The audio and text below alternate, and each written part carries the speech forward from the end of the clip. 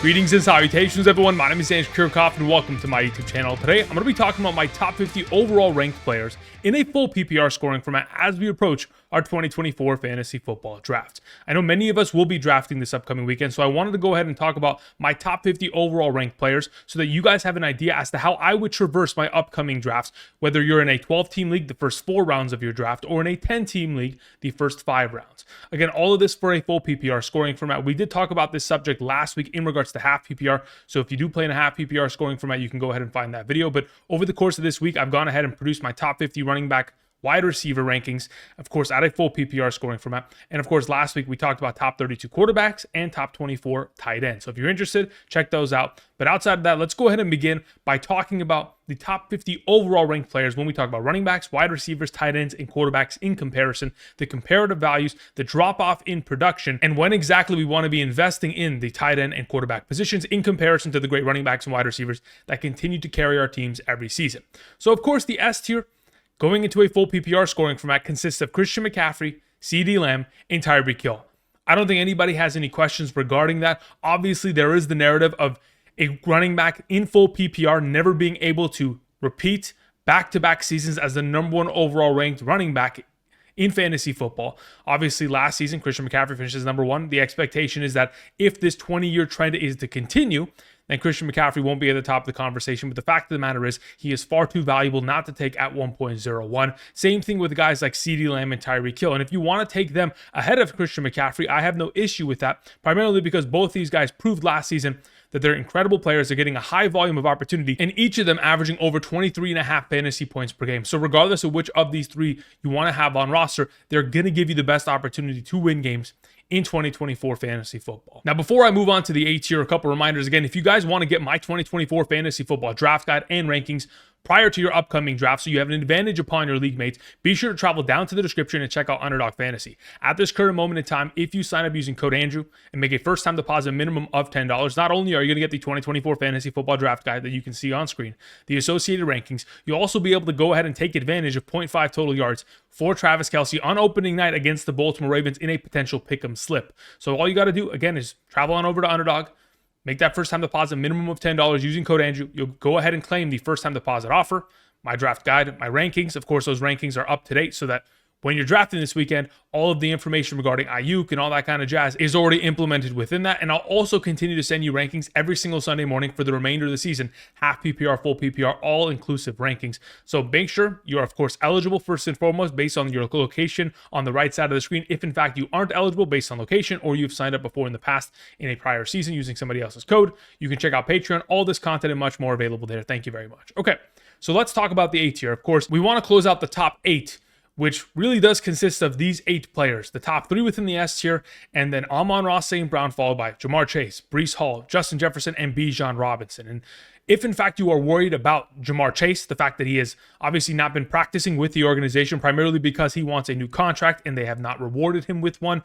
I mean, I think his current salary this season is $1 million total, which obviously a player of his caliber deserves more money, but they're going to continue to argue that back and forth. So if you are, in fact, worried about Jamar Chase, you can take any of these other players ahead of him, and I have no issue with that because they are all capable of scoring over 20-plus fantasy points within a full PPR scoring format. But regardless of who you choose between these 5 players, they are all going to lead you to success. So, of course, the top 8 is as status quo. We continue on to the B tier, which we want to talk about players that, as you approach the back end of your first round, if in fact you weren't lucky enough to get a pick between 1.01 and 1.08, you may believe that you're missing out. But quite frankly, the players at the back end of the first round and the beginning of the second round are extremely valuable. Typically, what I like to do, and I've mentioned this in the past, whether it's via live stream or prior videos, what I like to do, especially in a full PPR scoring format, is grab one of the 3 wide receivers of Puka Nacua, A.J. Brown, Garrett Wilson, depending on whichever order you prefer them in.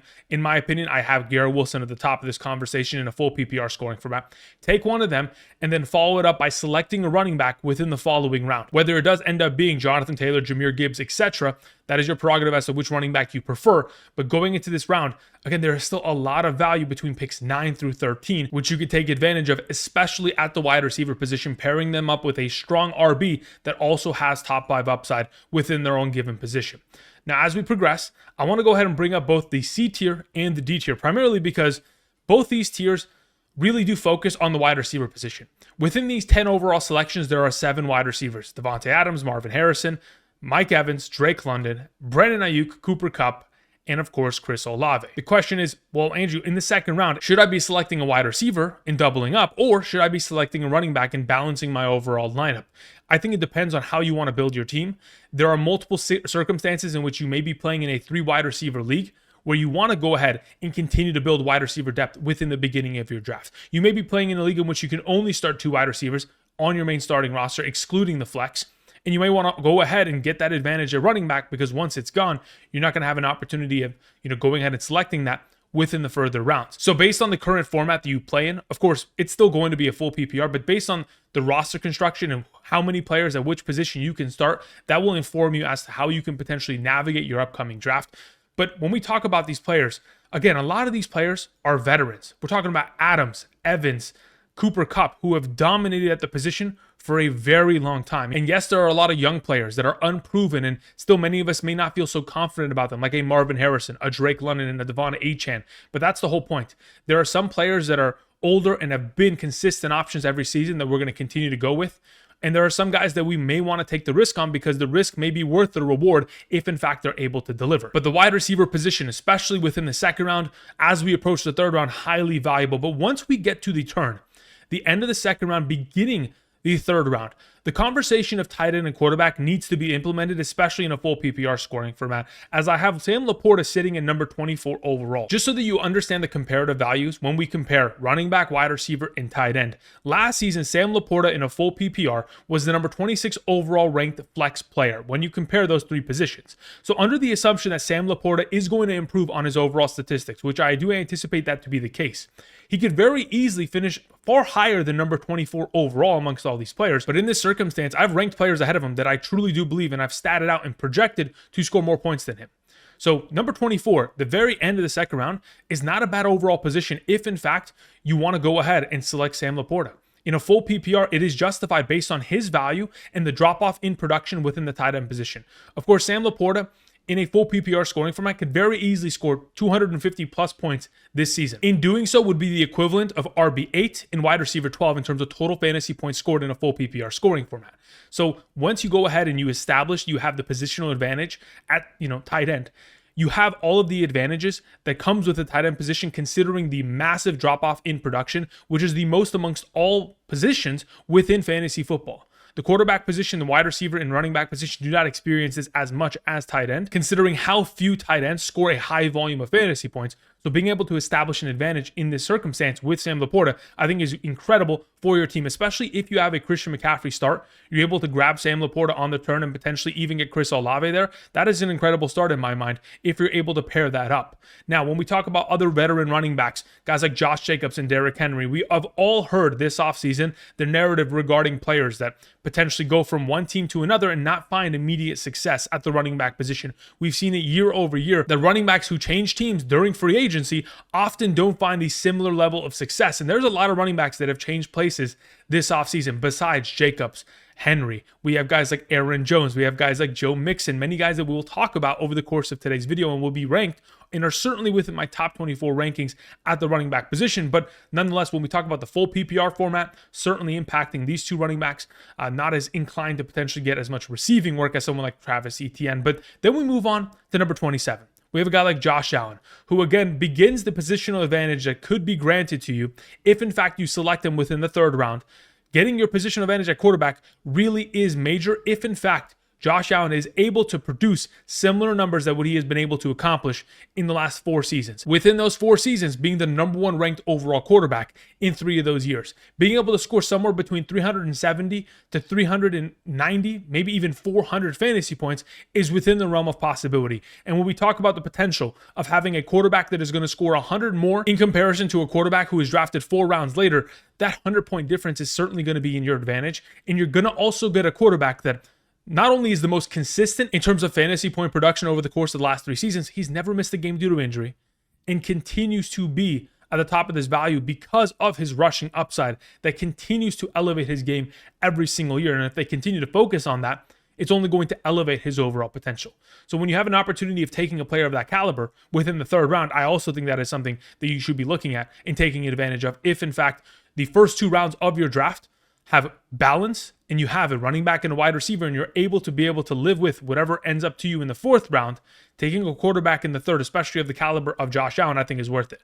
Now we bring up guys like Deebo Samuel. Consistency, yes, has injury history, but still can very easily be a 20-point player on a per-week basis if healthy. And then you have Travis Kelce, who I still have in this conversation regarding Sam Laporta because I have them ranked back-to-back. In a full PPR, I do prefer Laporta, primarily because I have him statted out and projected to have more receptions by the end of the year. Of course, the age of Laporta definitely does also give him an additional advantage there. But in regards to Kelce, I have him in this tier because I feel comfortable taking him over any of these other, potential prospects. That's how these tiers work. So if in fact you feel comfortable taking, Travis Kelce within your 3rd round in a full PPR, don't get it twisted. It is a great selection, especially if he's able to produce the projected fantasy points that I see him collecting in 2024. Now, I also want to continue the conversation of quarterback in regards to Jalen Hurts. He's not far behind Josh Allen, but I do see a separation between their values. If I had to pick one over the other, I do prefer Josh Allen. But just a couple picks separating the two of them just give you an understanding as to how much I really love to get an advantage at the quarterback position within this 3rd round, if possible. Now, if you are able to wait till the 4th round and still get similar value out of these players and get a Jalen Hurts or a Josh Allen, congratulations. You're one step closer to winning your championship. Now, outside of quarterbacks, we have guys like Isaiah Pacheco, guys like Kyren Williams, who recently, of course, there's been some issues regarding Isaiah Pacheco. With Samaje Perine coming in, is that going to certainly impact or cap the ceiling of potential regarding him in the receiving game of the Chiefs backfield? Then we have Kyren Williams, who's of course now going to be returning punts. And I heard many of you in the comment section talk about, hey, Andrew, he returned punts from weeks 1 through 3 of last year. My primary issue wasn't the fact that he's going to be returning punts. The primary issue is all of the information that followed the news break of him returning punts. So the Los Angeles Rams have a reporter, Jordan Rodriguez, if I'm not mistaken, that is her name. She asked the specific question that led to Sean McVay answering, yes, Kyren Williams is going to be returning punts. She had said on multiple occasions this offseason that from what she has seen from practice, there is a lot of Blake Corum usage within the first team offense. And that is not by accident. They drafted him to utilize him. Now, I'm not one of those people that is saying that, Kyren Williams is done, it's over, he's out of the top 12. No, that's not even in the realm of possibility. He's still going to have value. I'd just rather be safe than sorry. In comparison to drafting him at the back end of the 1st, beginning of the 2nd, where we used to have him there, now we're being a little bit more cautious because, again, we know with Sean McVay's track record, what we saw last season with Cam Akers, that debacle that, transpired that led to Kyren Williams taking over, we just want to be safe. Now, we have guys like DJ Moore, Nico Collins, other safe selections that are going to be number 1 receiving options of their offenses. Yes. Are those offenses filled with other threats? Absolutely. DJ Moore has to deal with Keenan Allen, Cole Kmet, DeAndre Swift, Rome Odunze. Nico Collins has to deal with Dalton Schultz, Joe Mixon, Tank Dell, and Stephon Diggs. Yet both of them are still the number 1s and will continue to be so. Now let's talk about the G tier. Again, in this specific tier, we have a lot of value, especially in regards to running backs that have themselves a high level of potential in terms of getting themselves receiving utilization. Rachaad White and, of course, Alvin Kamara could end up being the 2 running backs that have the most receptions amongst all by the end of the season if, in fact, Breece Hall doesn't continue to tear within that overall position. We have Jalen Waddle, Devontae Smith, DK Metcalf, all players who have proven to have top 12 upside at the wide receiver position and can very easily find that within a healthy 2024 season. Then we have Trey McBride. Trey McBride, in regards to the comparative values, when you go ahead and take the tight end 3 off of the board, someone of his caliber, not only is he going to put up 215 to 220 plus fantasy points, but when we talk about the comparative values and the drop off in production at tight end, in comparison to the wide receiver and running back positions that would be remaining on the board if you were not to invest in Rachaad White, potentially Jalen Waddle within this given round or on this turn, I think the value of Trey McBride kind of pays for itself considering the advantage you grab at the tight end position, never having to replace him except for the bye week in which they go ahead and observe. Now, as for the H tier, we have other quarterbacks and potential tight ends we want to talk about. Guys like Patrick Mahomes, of course, Mark Andrews. Patrick Mahomes has a potential of being the number 1 overall quarterback in fantasy football. Now, in comparison to Josh Allen and Jalen Hurts, I believe that to be a lesser potential, primarily because of the lack of rushing upside that he provides in a 4-point per passing touchdown format. If this is a 6-point per passing touchdown format, the overall ranking between the 3 would be far closer than you would probably imagine. But in regards to getting still an advantage, at quarterback 3 overall, someone who is capable of scoring over 350 fantasy points. I've mentioned this in the past. When we look at 2004 to 2018, there were 16 different quarterbacks in fantasy football who put up over 350 fantasy points. From 2019 to 2023, there have been 16 as well. So just the last 5 seasons, we have seen just as much high-level production from the quarterback position in comparison to all the way back to 2004 to 2018. So when I talk about the potential of success from guys like Josh Allen, Jalen Hurts, Patrick Mahomes, the most consistent quarterbacks at the position, players who don't miss a high volume of games and are always in the potential running for the number 1 overall spot at the quarterback position, it's an investment we certainly want to make. Then we have guys like Michael Pittman Jr., Rashee Rice, which are, again, great overall contributors within their offenses. James Cook, another one of these guys that, yes, still has value, going to get himself receiving utilization, not as much touchdown upside. But then we have guys like, Mark Andrews. When we compare the values of Mark Andrews and James Cook, Mark Andrews last season scored a little bit less on a per-game average, about 14.6 in comparison to James Cook's 15.1, once, in fact, James Cook had an offensive coordinator change. But going into this upcoming year, the comparative value, if in fact you want the advantage of tight end in comparison to running back, depending on what you have gone ahead and set up your roster with. Let's say, for example, you started your roster with, triple wide receiver to begin with. It's a 3 wide receiver league. And you're in the 4th round and you're looking, hey, you know what? Maybe I need this running back. Let me take James Cook. Fantastic. But if you have already gone ahead and addressed running back, let's say you go running back, wide receiver, and in the 4th, you're looking at the potential of taking a tight end. I think Mark Andrews certainly does deliver a similar volume of points and also gets the additional value, considering the tight end position runs out very quickly of top performers. Then we close out the top 50 with guys like Lamar Jackson, Stephon Diggs, Malik Nabers, Dalton Kincaid, and Joe Mixon. Joe Mixon sits at the end of this conversation primarily because I didn't want to put T. Higgins there. T. Higgins' injury history, little bit sketchy. But when we talk about Joe Mixon, again, a reliable running back, someone that is going to be a 3-down player, and quite frankly, is going to be able to have full reign in this backfield when you have guys like Cam Akers and Dameon Pierce as his backups. You have a guy like Dalton Kincaid, like we've talked about with Mark Andrews, Trey McBride, Travis Kelce, Sam Laporta. It doesn't matter. The advantage that you're able to get, especially with Dalton Kincaid, who I project out to have himself over 90 receptions this year in a full PPR, the value there is far too good to pass up on. Then we have a wide receiver who is a former Bill, who's obviously had himself over 100 plus receptions over the last couple of years. Hopefully some of those receptions go to Kincaid, but in Stephon Diggs, who again, consistent value. We have Malik Nabers, a little bit sketchier, but then we have Lamar Jackson. Again, a little bit further behind in terms of value in my mind in comparison to Patrick Mahomes, especially in a draft. If you're sitting at the back end of the 4th round and it's about to lip into the 5th, you can wait if you like the potential other quarterbacks available, whether it is Stroud or Richardson. But in my mind, if I'm able to still get the advantage of Lamar Jackson on the turn here and then address one of the following positions of need going forward, whether it does end up being running back, wide receiver, or tight end, I don't mind taking the advantage because there is still a huge drop-off when we talk about quarterback 4 in comparison to quarterback 5, 6, 7. There's like a 30, 40-point drop-off, especially when we're talking about a Lamar Jackson who could meet potential of being the number 1 overall player at the position, which he has done in the past. When you have the potential capabilities of that, it makes the pick that much easier to make. Especially guys like Mark Andrews, in which I talked about him just moments ago. He's been a former number 1 overall tight end just a couple years back, 2021. Last season, amongst all players, he was number 1 in terms of fantasy points per game at the tight end position when healthy.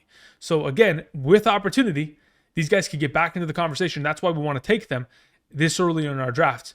Because again, they have the positional advantage and they have the opportunity of being number 1 at their position, which absolutely could lead us to winning our league. Okay, guys, thank you everybody for watching. That covers my top 50 overall ranked players for a full PPR scoring format going into our 2024 fantasy football drafts. Best of luck on your upcoming drafts. Hopefully this information helps you. Again, if you want my all-encompassing rankings, which is by position, by tier, quarterbacks, running backs, wide receivers, tight ends, kickers, defenses, flex, which is all half PPR and full PPR. Additionally, also super flex rankings for a half PPR, full PPR for those of you drafting this weekend. All you got to do is sign up, using code Andrew via Underdog Fantasy. You'll get the draft guide. You'll get, of course, the first time deposit offer. You'll get the rankings and subsequent rankings every single Sunday morning for the remainder of the season. Or you can check out Patreon, find all of this information, ask me questions at an unlimited basis, all of that kind of content and much more. Check out the description for all the information. And if that's something you're interested in, be sure to sign up. Of course, support the channel. Thank you everybody for watching. I'll be back with bold predictions tomorrow. And until next time, I'll see you guys. Peace.